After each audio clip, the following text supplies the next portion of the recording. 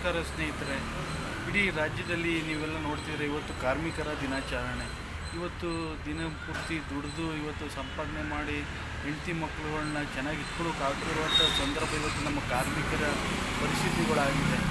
ಎಲ್ಲ ಒಂದು ಕಡೆ ಕಾರ್ಮಿಕರಿಗೆ ಶುಭವಾಗಲಿ, ಒಳ್ಳೆಯದಾಗಲಿ. ಮತ್ತು ಹಾಗೆ ನನ್ನ ಇವತ್ತಿನ ಒಂದು ಲೈವ್ನ ಉದ್ದೇಶ ಎಲ್ಲೋ ಒಂದು ಕಡೆ ಇವತ್ತು ಏನು ಹಾವೇರಿಗೆ ಹೊರಡುವಂಥ ಏನು ಹುಬ್ಳಿಯಿಂದ ಬಸ್ಸು ಏನು ಕರ್ನಾಟಕ ರಸ್ತೆ ಸಾರಿಗೆ ಸಂಸ್ಥೆ ಚಾಲಕ ಮತ್ತು ನಿರ್ವಾಹಕ ಏನು ನಮಾಜ್ ಮಾಡಿದ್ದಾನೆ ಬಸ್ಸಲ್ಲೇ, ಬಸ್ ಸೈಡ್ಗೆ ಹಾಕ್ಬಿಟ್ಟು ಎಲ್ಲೋ ಒಂದು ಕಡೆ ಧರ್ಮಗಳನ್ನ ಇವತ್ತು ವೃತ್ತಿಲಿ ತೆಗೆದುಕೊಂಡು ಬಂದು ಇವತ್ತು ಜನಸಾಮಾನ್ಯರನ್ನ ಎಲ್ಲೋ ಒಂದು ಕಡೆ ಬೀದಿಗೆ ತಳ್ಳುವಂಥ ಪರಿಸ್ಥಿತಿ ಆಗ್ತಿದೆ.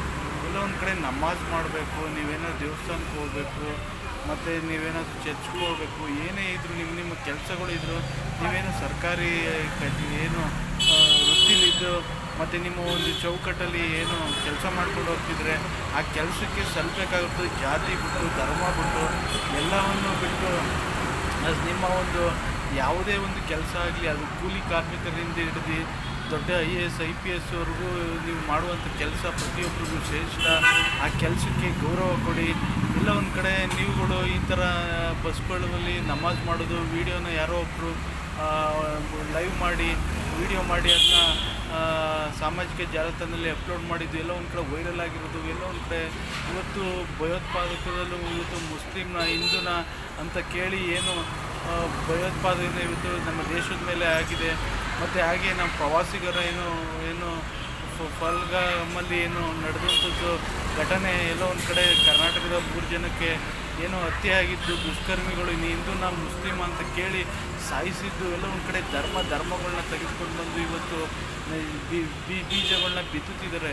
ಎಲ್ಲ ಒಂದು ಕಡೆ ಇವತ್ತಿನ ಒಂದು ಸಂದರ್ಭದಲ್ಲಿ ಇವತ್ತು ನಾವು ಜಾತಿ ಅಂತ ಇವತ್ತು ಕೆಳಮಟ್ಟದಲ್ಲಿ ಸಾಯ್ತಿದ್ದೀವಿ. ಇವತ್ತು ದೊಡ್ಡ ಮಟ್ಟದಲ್ಲಿ ಇವತ್ತು ದೊಡ್ಡ ರಾಷ್ಟ್ರಗಳು ಇವತ್ತು ಧರ್ಮಗಳನ್ನ ಇಟ್ಕೊಂಡು ಇವತ್ತು ನಮ್ಮ ದೇಶವನ್ನು ಆಕ್ರಮಣ ಮಾಡ್ತಿದೆ. ಎಲ್ಲೋ ಒಂದು ಕಡೆ ಇಂಥ ಸಂದರ್ಭದಲ್ಲಿ ಈ ಥರ ನಮಾಜ್ ಮಾಡೋದು ಬಸ್ನಲ್ಲಿ ಏನು ಹುಬ್ಳಿಯಿಂದ ಏನು ಹಾವೇರಿಗೆ ಹೊರಡುವಂಥ ಒಂದು ಕರ್ನಾಟಕ ಸಾರಿಗೆ ಬಸ್ಸಲ್ಲಿ ಈ ಥರ ಮಾಡಿದ್ದು, ಎಲ್ಲೋ ಒಂದು ಕಡೆ ಇವನ್ನೆಲ್ಲ ನೀವು ಜನಸಾಮಾನ್ಯರಿಗೆ ದಿಕ್ಕು ತೋರಿಸೋದನ್ನು ಬಿಡಿ. ಆ ನಿರ್ವಾಹಕರನ್ನ ದಯಮಾಡಿ ಈ ವೃತ್ತಿಯಿಂದ ವಜಾ ಮಾಡಿ ಅಂತ ನಾನು ಸರ್ಕಾರನ ಆಗ್ರಹ ಮಾಡ್ತೀನಿ. ಮತ್ತು ಎಲ್ಲೋ ಒಂದು ಕಡೆ ಈ ಎಲ್ಲೋ ಧರ್ಮಗಳನ್ನ ನಾವು ಎಲ್ಲೋ ಒಂದು ಕಡೆ ಈ ರೀತಿ ತಂದು ಇವತ್ತು ಎಲ್ಲವನ್ನು ಇವತ್ತು ಗಾಳಿಗೆ ತೂರಿ ಇವತ್ತು ಒಂದು ಏನು ವ್ಯವಸ್ಥೆಯಲ್ಲಿ ಧರ್ಮದಿಂದ ಇವತ್ತು ದೇಶವು ನಾಶ ಆಗ್ತಿದೆ. ಎಲ್ಲ ಒಂದು ಕಡೆ ನಮ್ಮ ದೇಶದ ಮೇಲೆ ಯುದ್ಧ ಸಾರೋಕ್ಕೆ ಎಲ್ಲೋ ಪಾಕಿಸ್ತಾನ ಅನ್ನೋ ತೊಡೆ ತಟ್ಟಿ ನಿಂತಿದೆ. ಆದರೂ ನಮ್ಮ ಕೆಚ್ಚೆದೆಯ ವೀರ ಸೈನಿಕರುಗಳು ನಿಂತಿದ್ದಾರೆ ಯುದ್ಧಕ್ಕೆ. ಆದರೂ ಅದಕ್ಕೆ ಆದಂಥ ಒಂದು ಗೌರವ ಇದೆ, ಅದಕ್ಕೆ ಆದಂಥ ಒಂದು ಪ್ರೋಟೋಕಾಲ್ ಇದೆ, ಅದಕ್ಕೆ ಆದಂಥ ವಿಶ್ವದ ಸಂಸ್ಥೆಯಿಂದ ಮಾನ್ಯತೆ ಪಡ್ಕೊಂಡು ಏನು ದೊಡ್ಡಣ್ಣ ಅಂತೇಳಿ ಅಮೇರಿಕದ ಪರ್ಮಿಷನ್ ತೊಗೊಂಡು ನಾವು ಯುದ್ಧಕ್ಕೆ ಸಾರಬೇಕು. ಏನಾದರೂ ನಮ್ಮ ಮೇಲೆ ಅತಿಕ್ರಮಣ ಆಗಿ ನಮ್ಮ ಸೈನಿಕರುಗಳಿಗೆ ಏನಾದರೂ ತೊಂದರೆಗಳಾದರೆ ನಾವು ಯುದ್ಧಕ್ಕೆ ಸಾರುವಂಥ ಸಂದರ್ಭ ಇದೆ. ಎಲ್ಲ ಒಂದು ಕಡೆ ಧರ್ಮ ಅಂದ್ಕೊಂಡು ಸಾಯಬೇಡಿ. ಇವತ್ತು ದೇಶದಲ್ಲಿ ಧರ್ಮದಿಂದ ಬೆಂಕಿ ಉರಿತಿದೆ ಅಂತೇಳಿ ನಾನು ಲೈವ್ನ ಮುಗಿಸಿದ್ದೀನಿ. ಮತ್ತು ಈ ವಿಡಿಯೋ ನೋಡ್ತಿರೋರು ಸಬ್ಸ್ಕ್ರೈಬ್ ಮಾಡಿ, ಕಾಮೆಂಟ್ ಮಾಡಿ, ಮತ್ತು ನಿಮ್ಮ ಅಭಿಪ್ರಾಯಗಳು ತಿಳಿಸಿ. ಯಾವುದೇ ಕಾರಣಕ್ಕೂ ಧರ್ಮನ ತರಬೇಡಿ.